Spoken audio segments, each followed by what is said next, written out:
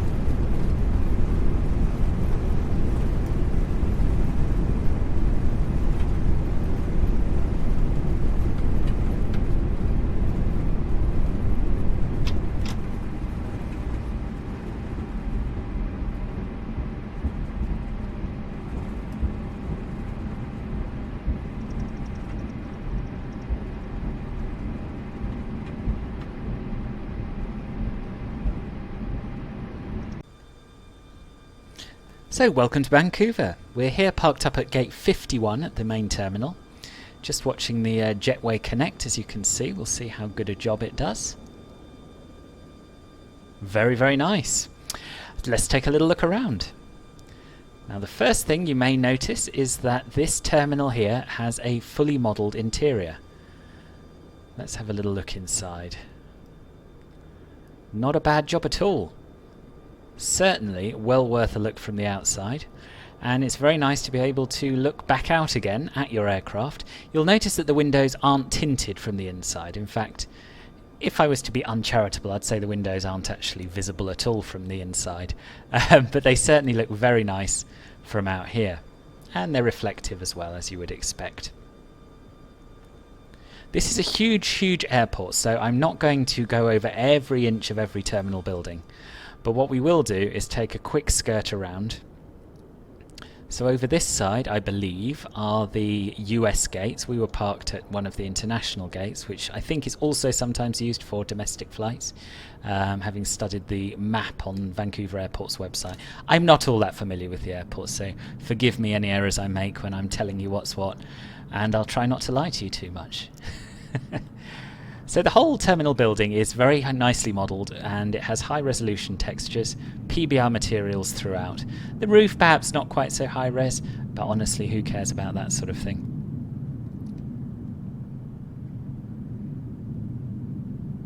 So yes, these I'm fairly confident are the gates for US departures and arrivals. Less transparent glass over here at this hotel, but well, you wouldn't expect there to be any, really, would you? Nonetheless, the textures are nice. The windows are reflective. Slightly low resolution around the side, but again, this is a hotel. It's not part of the airport. And if we go and have a look at the landside area, you'll see that all the ramps and parking have been modelled to some extent, with the lower level relying on satellite photography, hence the low-res look that it has. Little features like this have been nicely done. That's a decent attempt at concrete, I would say.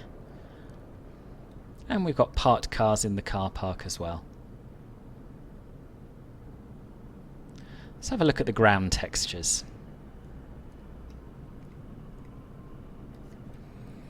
I'd say these are pretty good. Again, you've got the very clear stones within the concrete surface.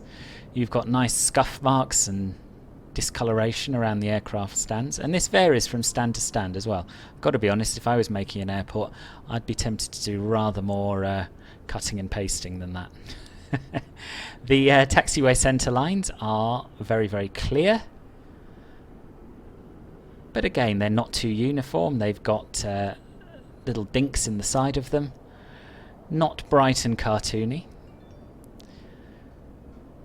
From above, if anything, the ground looks ever so slightly washed out and mottly, and I don't know why that is. I suspect there is I think it's called a normal map going on, which provides the low-level texture, but perhaps the actual imagery of the ground is not quite so high resolution as it might at first seem. Not really a big deal for me, and I don't think it will be for most people. What this airport doesn't have is nice, crisp grass. We do have a little bit of blurring if you get up nice and close to the ground. So that's a little bit of a shame, but again, at this price point, honestly, it doesn't bother me. Taxiways have a variety of textures depending on the surface. Again, not the highest resolution, but certainly good enough for taxiing along, I would say.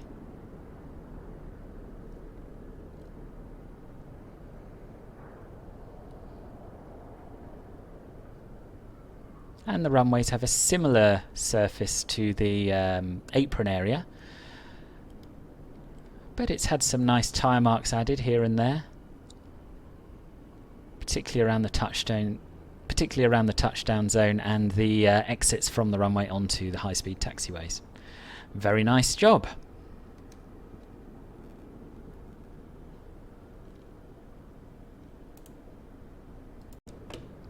When approaching the terminal building, you'll notice a little bit of flickering over here around the metal structures that surround the windows. Now, I've been told that turning off sharpening in the sim can solve this problem, and I've tried turning off sharpening, but for some reason adjusting the config file doesn't stick. The settings revert whenever I start the sim. So I don't think this is a fix that most people will find effective at the moment. But it does show that perhaps it's not the developer's fault, but some dodgy post-processing in the sim that causes this flickering. Nonetheless, worth pointing out. The night lighting here isn't bad, but I would say it's slightly underdone. If you compare this with photos of Vancouver Airport at night, it does look rather dim on the apron. Really, the aircraft should all be lit up with brilliant white lights, and as you can see, both our aircraft and the adjacent one are in complete darkness. Other areas of the apron are better lit. These stands over here, for example, seem to have more lighting. But the inside of the terminal looks really, really nice at night. It's got a bit of a blue tinge, which doesn't exist in reality from what I can see. However, this really does feel like you are at an airport looking in through the windows. So very impressed by that. The landside area is brilliantly lit at night. And although we have, of course, the low-resolution ground textures from the satellite imagery, this certainly will look fantastic from altitude as you arrive at Vancouver. There is no taxiway centerline lighting on the apron itself, and I'm not absolutely certain, but from the photos I've seen, I think that's fairly accurate, and you'll be fine once you've got your taxi light on. Outside of the apron area, the taxiways are lit very nicely with both centerline and edge lighting.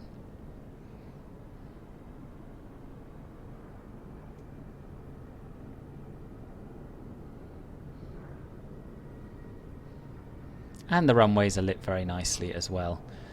The two parallel runways have more lights than the cross runway, and I imagine, I don't know, but I imagine that is accurate. Like all airports in this sim, Vancouver looks really nice in the rain, and the ground textures, when they're wet, reflect everything very nicely, as you can see with our engines down here. You will of course notice that the transparent windows stand out, they don't get shrouded in mist, and that is a fault with the sim. There's nothing that any developer can do about that. But it certainly looks good on a rainy day. The aircraft that you see dotted around are not static aircraft. There are none included with this product. They are live traffic liveried with liveries from the A320 Megapack that I have. Snow has been implemented really rather well in this scenery. I've had a look at some photos of the airport in the snow, and it is indeed prototypical for the stands to all be covered. I assume the weather gets so awful during winter here that they just can't keep them clear. You'll also notice that there aren't any harsh transitions between areas of heavy snow and areas where there presumably has been some gritting going on, like on this roadway. That's all nicely graduated and blended in. The yellow taxiway centre lines and these red lines around the stands do stick out like sore thumbs, and that's true across the airport. There is no area where these are covered in snow. I suspect, but I don't know, that that is again an SDK limitation. I don't think it's a choice that the developer would have made. It'll certainly make things easier when you're taxiing, but it does make the scenery look a tiny bit odd. But it's a very, very small point. You'll see here some slightly lighter snow, and again round the edges of these taxiways, no sharp lines, no jaggedy edges. Very impressive stuff.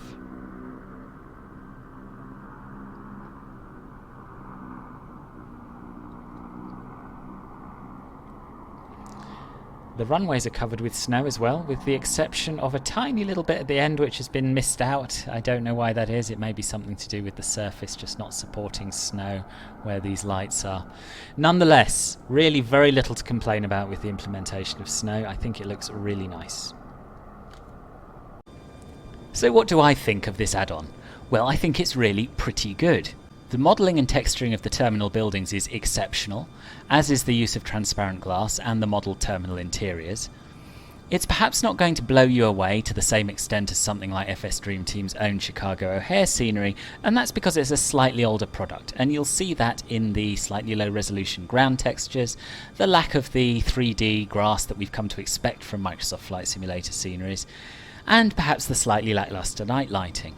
However, it's important to remember that this product is available for only $11.99, €11.10 and £10.06. Now that's an outstanding price for an airport of this size and quality. And particularly when you consider its stunning location right on top of the photogrammetry that's included with Microsoft Flight Simulator, I really have no hesitation in recommending it. It's an absolute steal and it's a great airport. I hope you found this review useful. If you have, please click the thumbs up button down below, and if you own this scenery, I'd be interested in hearing your thoughts in the comments. Also, if you'd like to see more of this sort of thing, do please subscribe to my channel. Thanks very much for watching, and I hope to see you again soon on Filbert Flies. Take care. Bye bye.